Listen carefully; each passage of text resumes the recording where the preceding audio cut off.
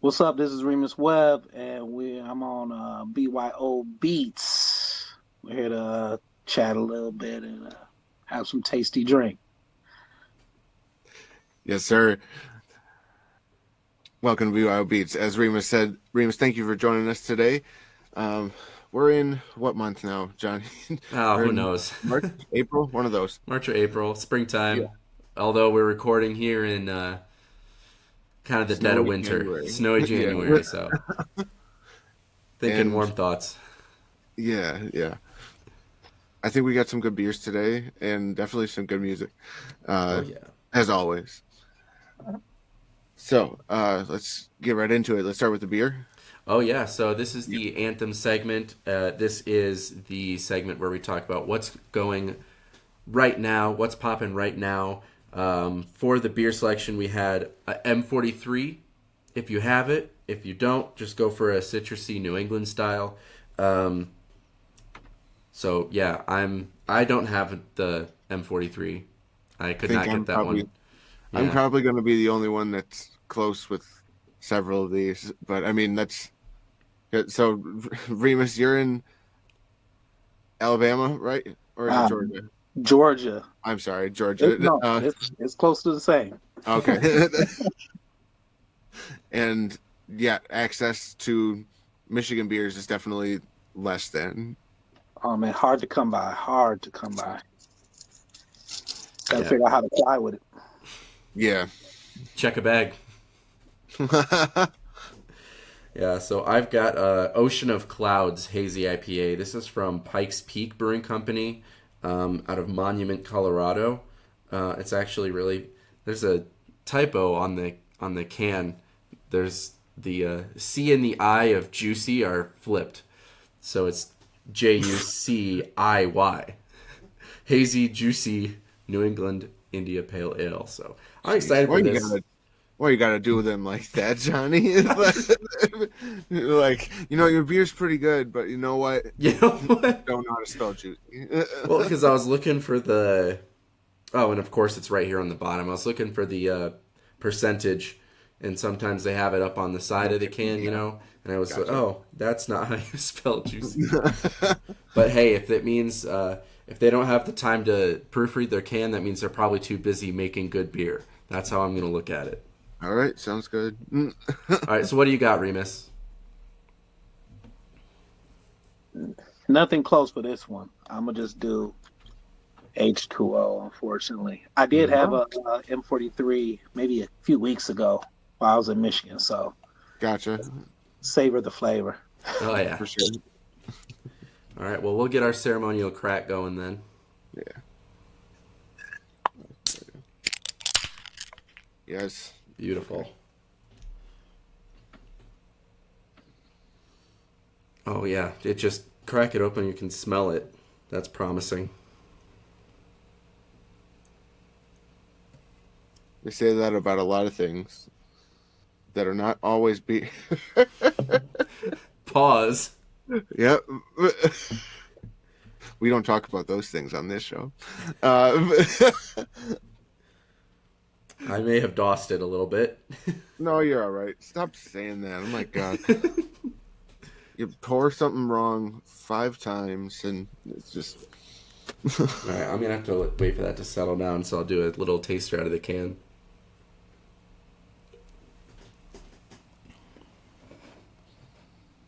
Yeah, it's not quite as orangey as M43 is, but that's enjoyable. That's gonna be a good.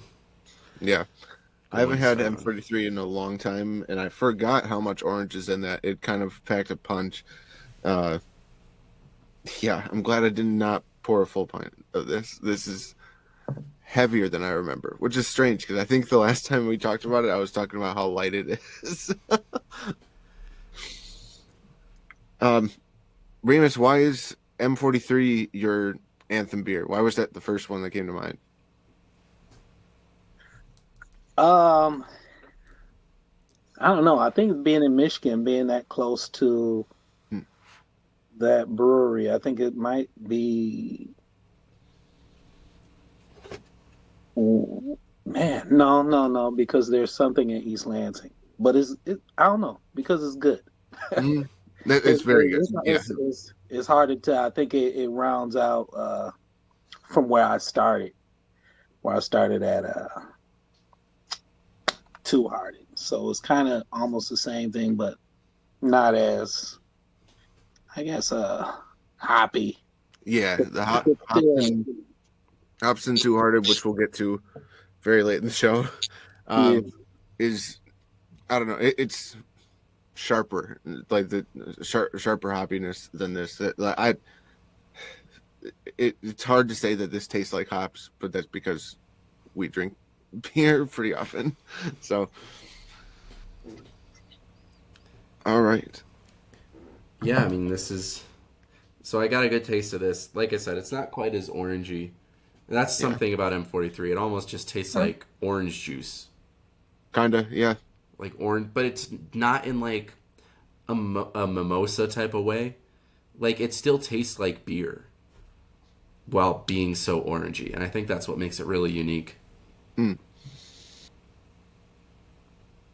yeah. I think my first time tasting it, I did think orange juice and might have had more than my fair share. Just really good. Mm. Yeah, I like the cup that you got. Can I? Oh, the See that? Buc-ee's. Yeah. Yeah, I Yeah, thought I rocking saw the it. Buc-ee's glass today. Nice. All right. Yeah, let's get to the song. Yeah, that sounds good. So, for the Anthem segment, I got to pull it up. For the Anthem segment, we have I guess, jazz classic. I don't know if I'd consider it a classic. I don't know. What about you, Doss? Have you heard this one before?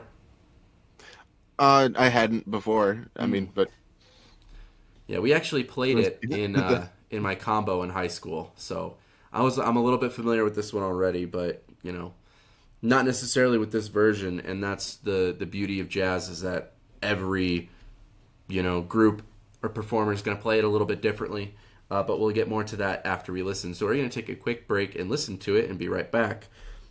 For your homework listeners, remember that all of these songs are accessible on the BYOBeats podcast, the Complete Collection playlist. If you don't know how to find that, it's on Spotify. You can search for it. It's a public playlist. Or if you're having trouble with that, you go to our link tree, linktr.ee/BYOBeats, and it's linked there. If you can't find that, it's on our Instagram bio. So plenty of places to find it.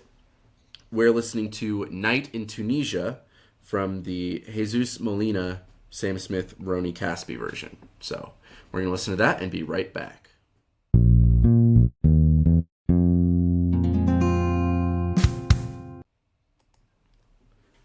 So we just listened to A Night in Tunisia from Jesus Molina. Remus, what makes this your anthem?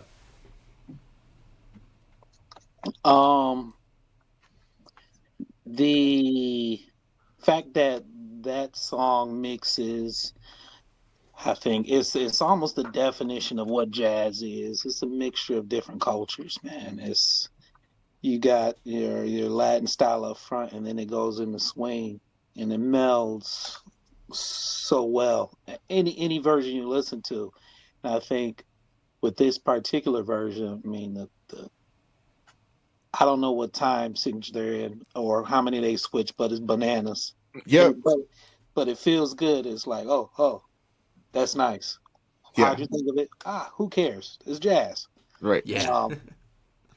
But it's sweet. And also, man, just the players in that one particular, Molina's from Colombia, Sam Smith, the bassist from Nashville, and the drummer, Roni, she's from Israel. So Wow. we got And they're that locked in, not one of them speaking the same language. Wow. crazy. See, that's it, man. That's the beauty of the music. It's like, oh yeah, we speak this language. Right. Yeah, but yeah. I've heard so many different versions, but that one is like, oh man, it's bananas. Like, figure it out. It's like, I don't want to. I'd just rather enjoy it. Right. Yeah. Yeah. That's the yeah. You can enjoy the fact that they're that locked in and be like, as long as you guys know where you're at, then I'll enjoy it. I do want to clarify something from before the break. I do know this chart. Like, I did not know this version. Like, I've heard the Dizzy Gillespie is probably one I've heard the most. Yeah, that's the standard, I think. But yeah, it's crazy. I think I've heard similar, not something off of the same album before somehow, and I didn't decide to go back and listen to the full thing. I really should have. It's a lot to take in. It's like, yeah. what's going on? I don't know, but it's cool. But yeah. Either watching it, because there's a YouTube video of them playing that exact version, and it's like, yeah, that doesn't make any sense. Right. That you're smiling and doing this on the piano. Right. Yeah. But he might be the only one that's smiling. Everyone else is like locked in, fierce face, you know. Yeah. Gosh, I can't remember. Give me 1 minute and I'll have something good to say. All right. I got a certain video so I can reference it later.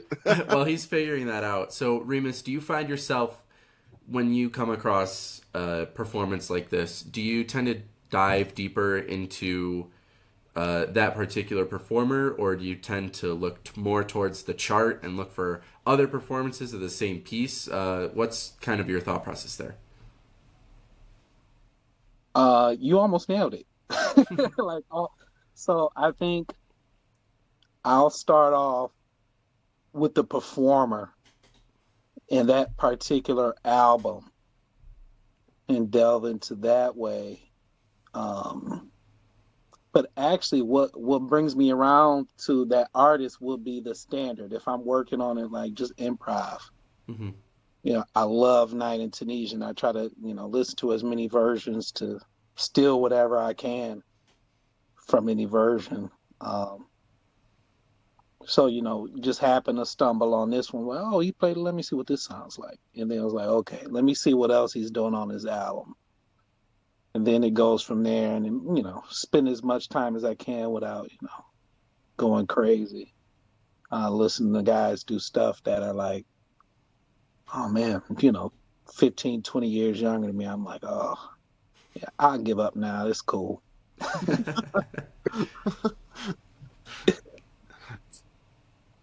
Okay, I found the thing that I was looking for. So it's a Vic Firth sponsored video, but it's with JD Beck and Domi. So JD Beck is a set player, Domi is keyboard, and you were talking about how when you're watching people do crazy things and they're just smiling through it, this guy it doesn't even look like he's in the same universe. But he's just the whole time, like, you can't tell where his focus is, but it in his hands, it's total nails the whole time. I'll put a link to this video in the upper right hand corner of your screen.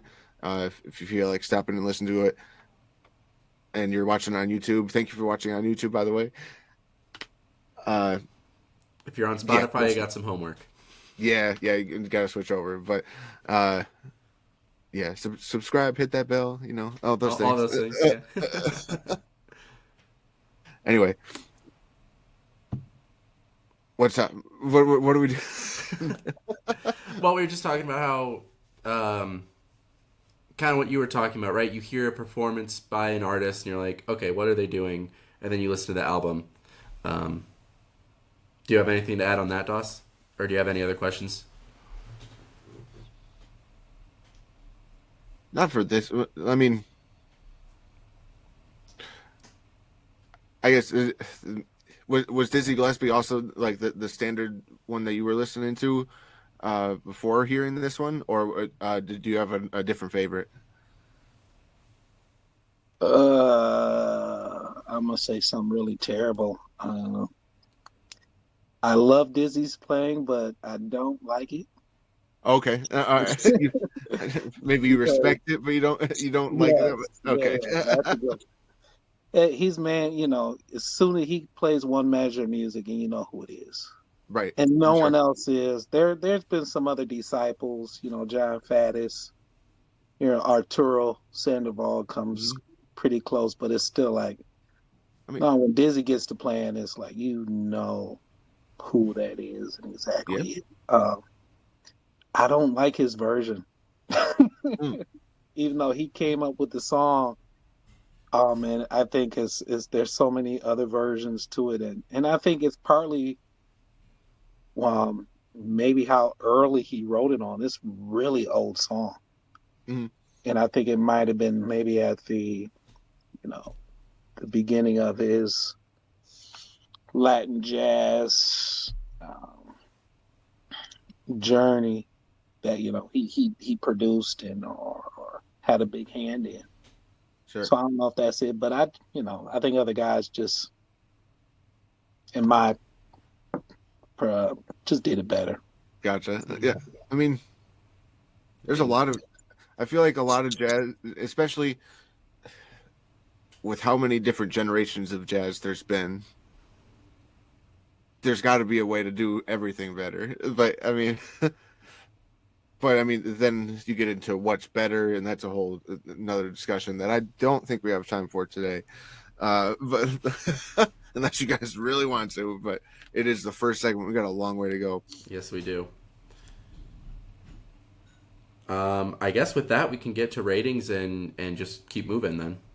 Sure. Cool. So once again, this was M43 was a selection. I have a sub because I can't get that out here in my mix of six.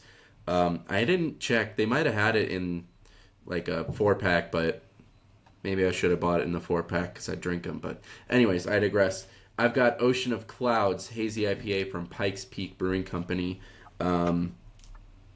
It's good. I like it. I got my last little sip there. I'm kind of bouncing between a 4.25 and a 4.5. 4.25, 4.5. Out of 5, if you're new here, that's the way we like to do it, the untapped style. 5 stars is the most, and do in like quarter increments. I think I'm going to land on 4.5 just because it's very smooth and very drinkable. Like we talk about sessionable a lot on this show. I feel like I could probably put away 3 or 4 of these in a sitting. It's only 6%, so it's not something that's really a heavy hitter, which is nice because I feel like a lot of times with IPAs you tend to creep up into that 8 range. Especially if they're doing like imperial double stuff. Right. It's nice to have something that's just like, here's a good one that you can drink a lot of and taste really good, and it's not going to get you totally hammered. So I think I'm going to go with a 4.5 on this. Nice. You were halfway describing how Remus was saying you should listen to that version of Night in Tunisia. Like, just let yourself enjoy it a little bit. Mm-hmm. I did have the M43 from Old Nation Brewing, and I'll be honest, lately drinking hasn't been something I've been like really looking forward to or anything, So like, it's been a couple weeks since I've had a beer, and this is just such a nice ease back into it. So I'm pretty happy. 4.75. Nice. What do you rate your water, Remus? His nature's promise is trash. Oh no. Spring water. I'm bouncing between spring water and purified drinking. I Okay. don't know. Yeah, it's a tough. And I'm in the South, so it's like Ooh. it's different water. Yeah, spring water in the South. That's Yeah. Who's spring? I right. give it a 4.0. Okay. All right. So with that, we're going to rinse out our glasses, pour our next drinks, and be back at you for segment number 2. Welcome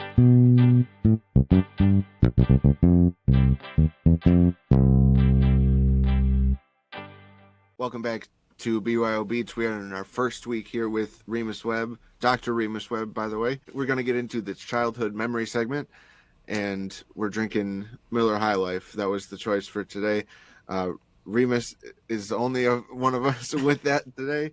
I've got something kind of close. I've got Course Banquet. Johnny, say it again, what you got? Yeah, well, so I bought a Deschutes limited release Twilight. Oh, no. Yeah, you were gonna the whole story. Cool. Yeah, Good. so I bought this because I was like, okay, first of all, I couldn't find Miller High Life in the beer store, like, at all. Like, I couldn't even find 6-packs of it. So I was like, what in the world is going on here? So I was like, you know what, I'll just get a craft, it'll be fine. This is a summer ale, so I'm like, that's good enough, right? And then I just looked, I was about to pour it, and I'm like, packaged on June 8th, 2023. And that's a little bit old. It says freshest within 4 months. So that would be, let's see, 6 plus 12, 18 months. And that's something that I'd rather not roll the dice on. Instead, I'm rolling the dice on this summer shandy that I've had in my fridge since this recent summer. The best by date on that bottle says October 21st, 2024. So that wasn't too long ago. That was only a couple months. Sure. So if I am sick tomorrow, oh well. Well, all right. I'm not drinking that much of it. It's just a summer shandy anyways. Yeah. It tastes fine. Tastes like summer. Well, that's good. So, Remus, what makes Miller High Life your childhood memory? Man, going back as far as I can remember, I don't want to, put anybody on blast. They might watch this later. But the elders that I were around, I always knew it was either can or bottle, but the clear bottle with the certain wrapping. And the labeling hasn't changed in years. So it's something that stuck with me. Card parties when all the kids were supposed to go upstairs. So it's something I specifically remember from way, way back. Not pointing fingers. Certain people used to drink it. Gotcha. And they didn't give the kids a card game to play? No, it's go to bed time. Go to bed. Okay. All right. Yeah, when the High Life starts pouring, you got to go. I guess that's a good policy, I guess. You probably shouldn't be. I mean, it depends on who you are and how many. But yeah, drinking around kids, not your best go, you know? So is it one that you like yourself, or is it just the memory of it that you enjoy? Is the memory, and I think every few months I do buy a 6-pack or of bottles, just every now and then.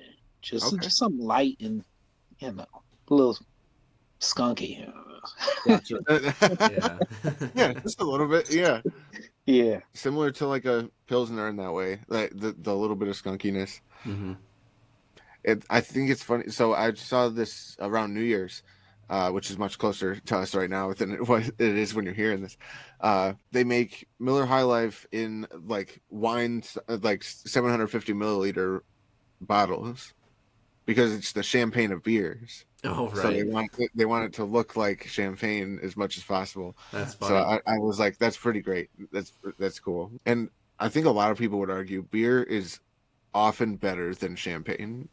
I've almost never had a good champagne. I think champagne's one of those things where it's like, if you're not spending an obscene amount of money, it's going to taste bad. It could be. I've never had Dom Perignon. I've never understood spending $150 on one bottle of alcohol, but people do it. Hey, what is it? Don't yuck my yum. Right.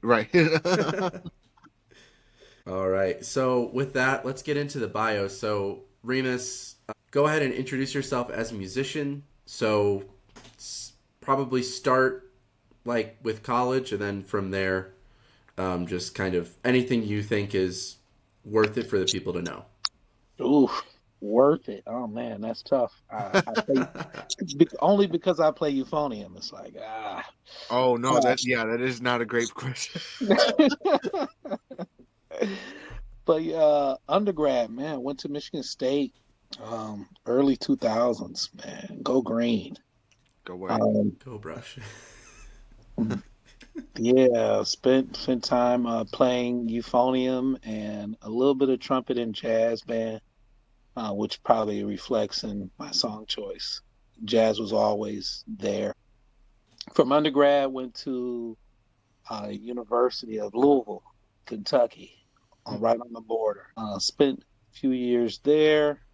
After that, did some freelancing, actually teaching in Texas for a little bit. And actually, I think I landed my first teaching gig before that, after playing around and struggling. Then finally went back to get my DMA and performance again. Still chose euphonium, unfortunately. Switched off to anything else. But finished that up. And just playing, trying to find my voice, which is super cool. And I think it's euphonium too. Still deciding though, still up in the air. Still up. Yeah. So, sorry, I don't mean to cut you off. I know there's much more to the story. What? So, do you enjoy playing jazz on the euphonium as much as possible? Is that your main gig? Like, do you have to create those gigs for yourself? And is that like a really difficult thing? I would assume so. Yeah, yes and no. Well, only yes because I haven't even tried. Okay. The only time I play jazz euphonium is sitting in jam sessions. Anytime I go back anywhere near campus, if I run into a professor of jazz from MSU, like, where's your horn? You got the big one or the little one? I was like, the big one. Okay. And I think I enjoy it because people don't expect it. It's like, right. There's always a few handful of people like, what is that? And then I start playing, and then it's like, oh, it's jazz. Yeah. It doesn't really matter what vehicle you use. I've had some people push me to do it, just try to make it a main thing, which I'm trying, but teaching gets in the way, which is cool. But yeah, I love playing it. Anytime I go to a jam session, whatever city, I'm bringing my euphonium because there'll probably be a million trumpet players, a million saxophone players. Yes. So it keeps me from comparing myself to too many people because there's only a handful of us like scattered around the globe. So, and it's really pretty good players too. Pretty good players, but yeah, I think it's just my voice. Yeah, that's very cool. Yeah, I often feel the same way about French horn, and French horn has almost the same issue. We have one ensemble instead of the 12 that trumpet, saxophone, trombone can fit into. Euphonium also has one. It's just there's a lot less jobs out there for that one than orchestras. Yeah, I've said it on the show before. One of my favorite things to do when I'm like in kind of a rut with playing is go to my like songs on Spotify, hit shuffle, and just play along to whatever's in the background or try to match the vocalist, whatever it is.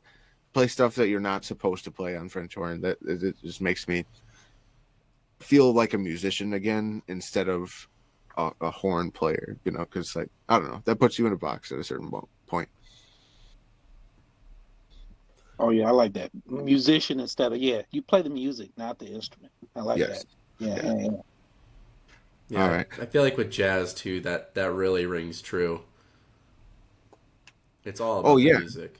Well, and that's the thing about Remus. You were talking in the anthem about Dizzy Gillespie having a specific sound. Like Maynard Ferguson had a specific sound. Charlie Parker has a specific sound. Like it's not necessarily the best sound that I'm mostly thinking of Maynard Ferguson. It's not the best sound that you can get out of that instrument, but is it really cool in the moments that you're bringing up? Yes. So anyway, I want to get back to Remus. We were in Texas freelancing, and then you went to go do the DMA. Is that where we left off? Yeah, that's where we left off. Gotcha. Yep. Yeah. Did my DMA, finished up there, and actually got a few jobs. My first gig out of school was they're always like half like performing, half performance, or half performance, half teaching. This one was a after school program in Pontiac, Accent Pontiac, Michigan, Okay. and uh, basically I was like the brass teacher for kids. They were, man, at the time we were starting kids on trumpet and euphonium, second grade, man. So these were small people, Mhm. and teaching them how to play the music or the instruments just off rote. So Yeah. just play this, push these fingers down. Yes. Uh, was it Baby Shark? Yes. Seven Nation Army was an anthem, and I think they still are. I think Seven Nation is still an anthem for that group, man. But it's an awesome program. Elsa Stemma inspired. You know, try to go into communities and lift up the community. Through music, equal opportunity for everybody. Everybody should have access to music, and some communities just don't. Yes. Whether it be financial reasons or whatever. But, to go into school and work with small kids who are like, yeah, I want to play this, can barely the horns like half their size, Yeah. but still, blow their faces off. And the challenging part was getting them into it and having it challenging and fun, relate to them. Because a lot of stuff, you go to the essential elements, man. Good King Wenceslas, what's that? Right. Hot cross buns, what are you talking about? Right. So you try to, how do I make this, so that they see themselves in the music. So, that's going to the radio. All right, let's play this. Man, what was popular at that time? And I would just, take songs off the radio. Marshmello. So Marshmello had a song Oh, really? 2-3 years ago. Super popular. Spider-Man just came out, the multiverse. Okay. Yeah. Oh, Sunflower from that one. Exactly. And trying to teach little kids who can't read music, trying to teach them that. And they're going for it, man. Like, all night, look, my face hurts, but I'm trying to play this little, but, the joy of them, just pushing, seeing them do things that they didn't think they could. Yeah. Or, seeing them in, just try different things and how that impacted their whole self-confidence and how they carried themselves. Man, was cool. So yeah, shots out X and Pontiac. After that, I went to teach at Olivet College for Okay. the assistant band director for a year, and then after that, ended up down here in Albany, Georgia. Yeah, 3 hours south of Atlanta. Yeah, Florida, the Florida Georgia type deal. Okay. Yeah. Yeah. So been here for 3 years, teaching, playing a little bit, man, just giving back to the community, enjoying it too, enjoying it. Well, good. Yeah, that's good to hear. Yeah. So, you've taught at all levels, essentially. It sounds like. Did you have a favorite? I mean, you talked very passionately just now about working with very young kids, which is really cool. In terms of like personal fulfillment, though, where did you feel it the most?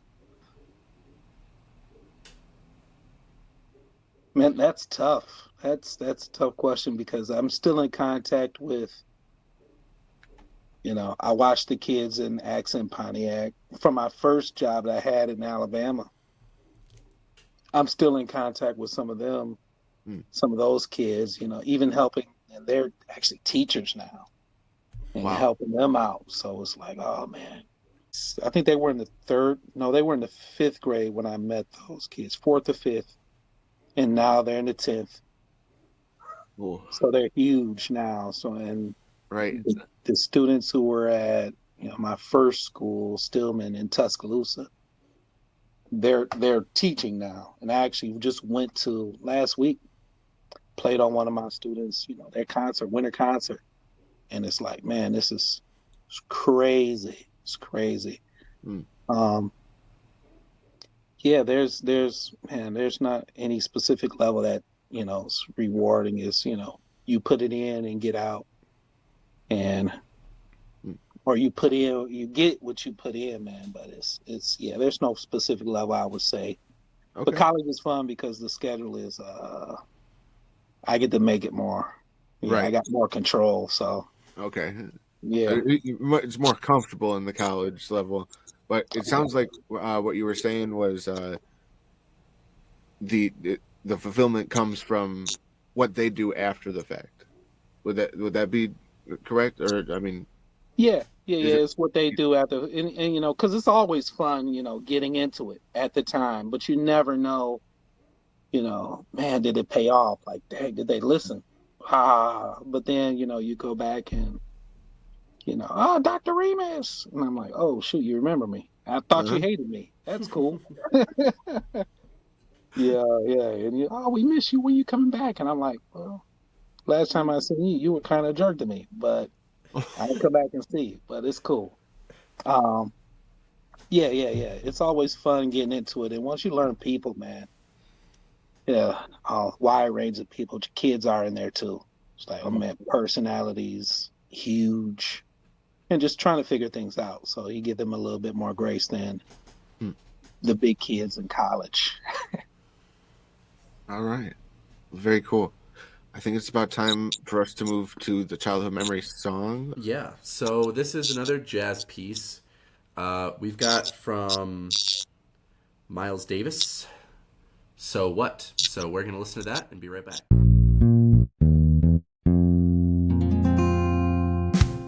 So we just listened to So What by Miles Davis, and this one is featuring John Coltrane, Cannonball Adderley, and Bill Evans. So Remus, what makes this your childhood memory?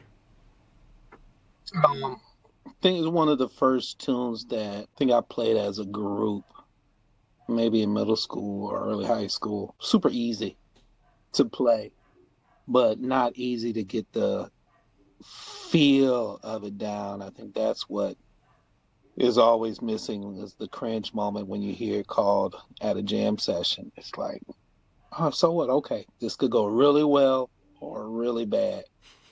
And most of the time, sometimes, well, not most of the time, sometimes it goes really bad because it's just the element of swing. It's so simple. It's only what, two chords, but the entire feel of it, man, it's just, where I started out, what is jazz? So what is jazz? Like that's the entire feeling of it. And that's where I think where I started out. Miles Davis for me is jazz.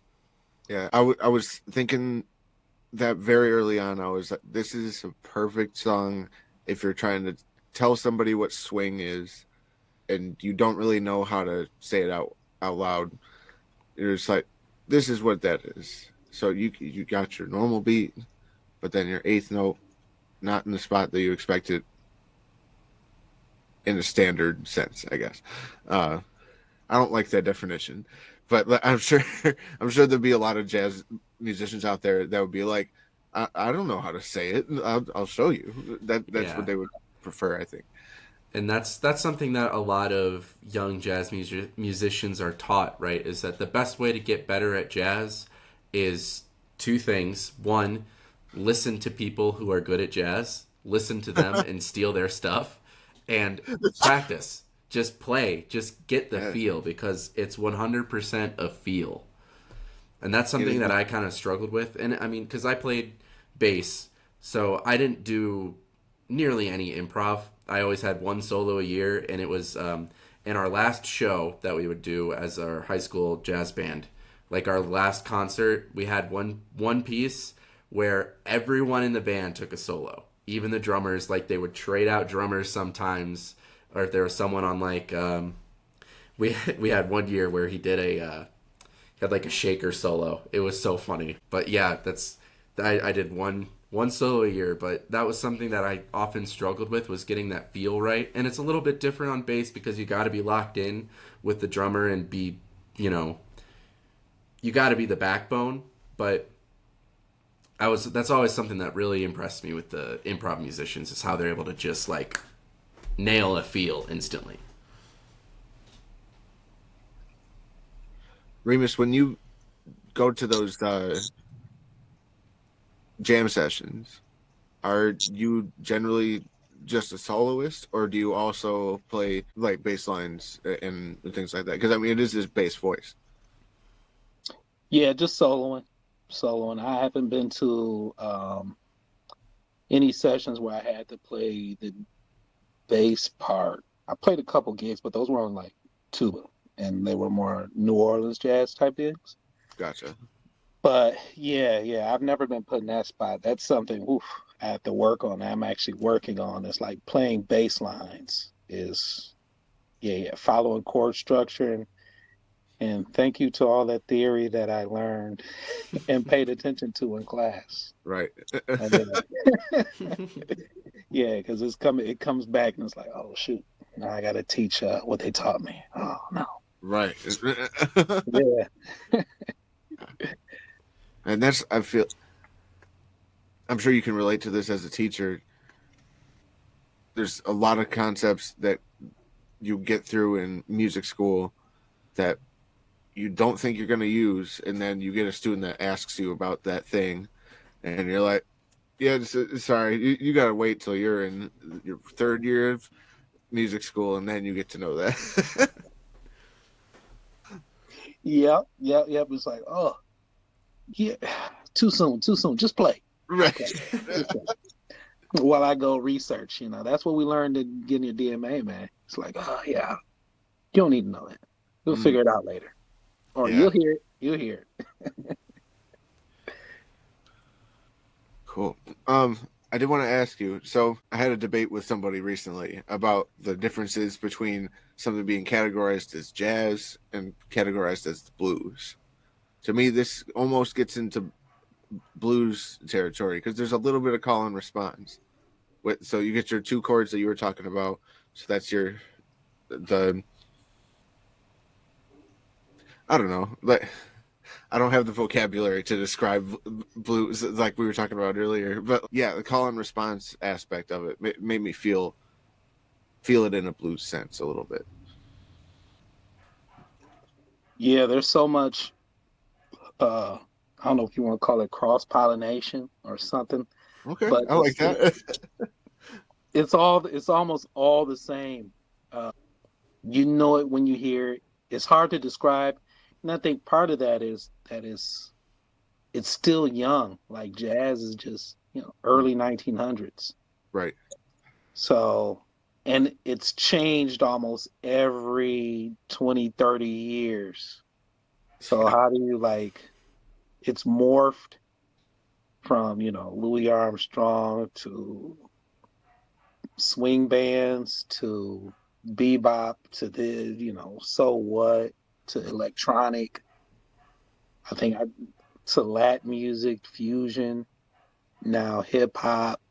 So that's 10 styles within. So you can almost say it's changed every 10 years. So it's like, ah, man, what, why are we splitting it up anyway? It's just, it's good music. We know Right. it's like, that's close to what it is. Yeah. But there's definitely elements that, that are borrowed and shared between jazz and blues. And I agree, man. Like it's definitely,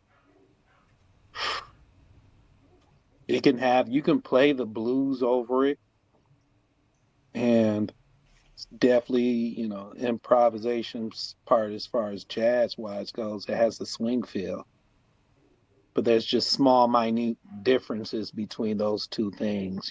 Having played in, a blues band and a jazz band, it's just super small, minute differences to what you do with the, how you, what did you say? He's, where the eighth note lines, it's like, a little forward, a little behind. Most of the time it's always behind. Like, how far are we going to go behind? or how far we're gonna put these two notes together. But yeah, there's definitely some, I don't know, contamination from both.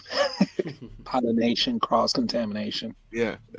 Yeah. I like it. All right. Let's get to ratings of our beers, and then we'll move on to the next segment. So, Remus, you have the correct beer, so you can go first. This is actually my last one out of like a 6-pack that I had. And, and it's super consistent, man. Nothing special. Super delicious when it's cold. Ice cold, like freezer, crack it open, throw it in the freezer, get it out. Almost like every now and then it's like, oops, how many did I drink? 4. Oops. So yeah, for that reason, yeah, I give 4, 4, 5, 4, 5. Nice. Yeah. Cool. I had the Coors Banquet. I had that because they had only 12 packs of Miller High Life, and That's too many to get for one episode. it is too many. Yeah. So I do think it's close. I think it's slightly less skunky, a little sweeter, which was good for me. I'm going with the 3.5. I like Coors Banquet. It's pretty good. I like Coors Banquet too. I think that's my domestic of choice. But for this one, I had a little bit of a debacle. It's all right. Ended up landing on a summer shandy, which I pulled out of my fridge. Might have been the back of the fridge, but hey, it was in there. It's cold. It tastes like summer. In the dead of winter, though, 3. 3. Wow. 3. I'm trying to feel like gingerbread and Christmas right now, even if it's past the new year. I'm not really feeling doing nothing for me. All right, so that's our show for this week. If you enjoyed, be sure to give us a like, follow, and rating on all of the things, Spotify, YouTube, whatever you're watching. If you want to get in contact with us, best way to do that is email byobeats.business@gmail.com or go ahead over on Instagram. You can send us a DM. We're pretty active there at BYOBeats_podcast. Our link tree is in the bio for all of the things, but if you've already found us, if you're already listening, you probably already know about that. So thank you for being a listener. We really appreciate it. Tell your friends. We're going to rinse out our glasses, pour our next drinks, be back at you next week for segments 3 and 4.